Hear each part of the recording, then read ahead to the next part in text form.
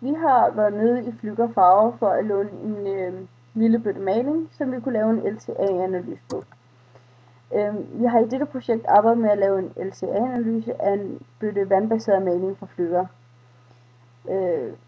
Vi har derved fundet frem til vores resultat ved hjælp af nogle spørgsmål, vi har stillet til Flüggers chef i Rønne. Her der kan man se, at vi har vejet selve bøtten uden indhold af maling. Og hernede kan vi så se, at vi har vejet maling uden bøtten. Altså det vil selvfølgelig sige, at vi har vejet hele bøtten inklusiv malingen. Og så har vi trukket,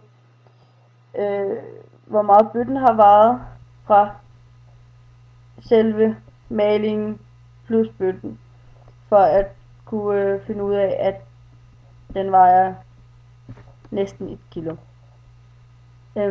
Herover der kan vi så se, hvor meget CO2 det koster at fremstille bøtten. Og hernede kan vi så se, hvor meget CO2 det koster at fremstille malingen, eller producere malingen. Hernede der har vi så lavet en transport analyse, altså transport CO2 analyse, hvor man kan se, at fra Bullbygg i Sverige til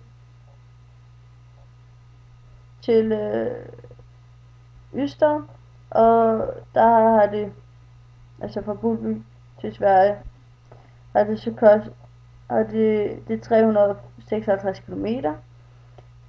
De kører transport, eller de kører maling, og så her kan man så se, at det har kostet 0,0775 kg CO2 at transportere al den maling fra Bullbygg til Sverige.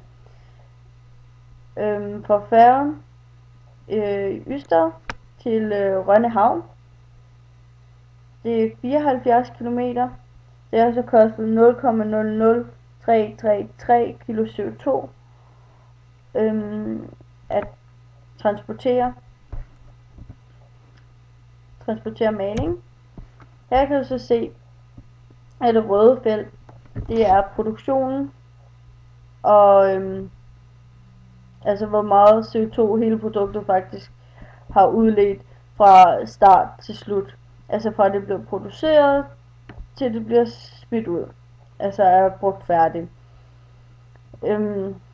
Da dette produkt ikke er genanvendeligt, så er det fra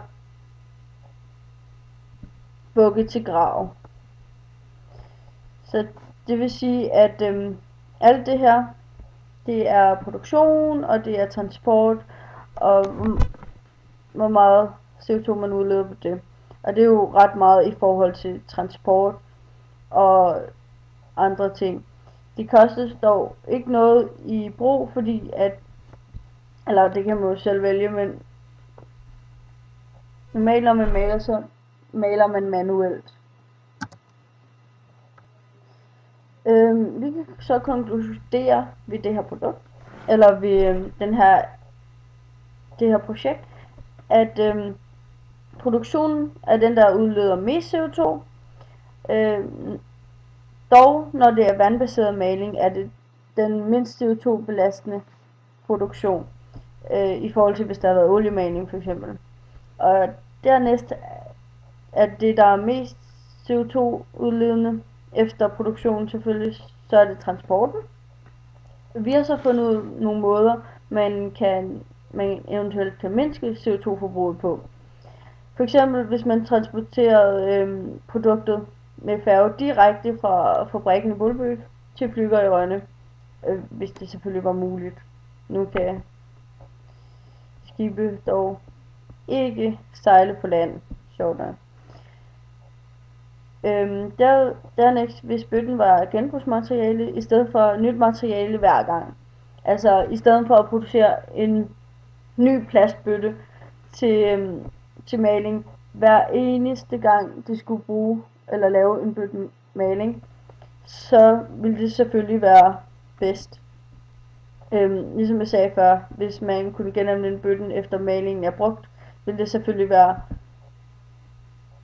bedst.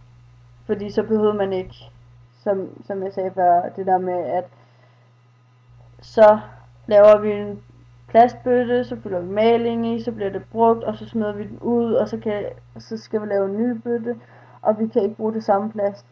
Og det ville jo selvfølgelig være nemmest, hvis man kunne bruge det samme, både nemmest og billigst, altså CO2-mæssigt. Vi fandt så ud af, at selvom man ændrer færgeruten fra Ystad til Rønne, til at tage færgen fra Göteborg til Rønne, ændrer CO2-udslippet ikke. Det vil sige, lige meget om vi kører fra fabrikken Bullby til Ystad, og så sejler det til Rønne, og så kører det ud til butikkerne. Til at vi kører fra Bullby til Göteborg, til at det sejler fra Göteborg til Rønne Havn, til at køre det ud til butikkerne, ændrer CO2-udslippet ikke, så lige meget hvad man gør der, så vil det være fuldstændig lige meget. Så fandt så ud af hernede, at hvis man bruger ny plast til produktion, koster det 0,207 kilo CO2, hvor derimod hvis bøtten bliver produceret med genanvendt plast, koster det 0,171 kilo CO2. Det vil sige, at vi sparer ca. 0,030 kilo CO2 per bøtte. Og med sådan en palle, de bestiller hjem, hver gang de skal bestille maling, eller 2 paller, 2-3 paller, bestiller hjem, eller hvor meget de bestiller hjem. Og der er måske 30 spande på, så i stedet for at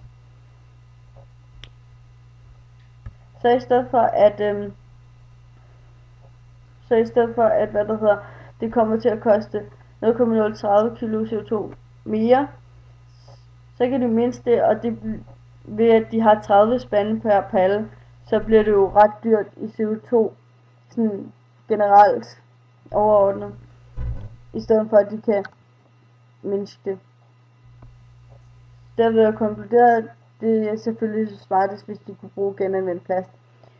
Det er så tilfældigvis, at det er ikke alle malerbøtter, der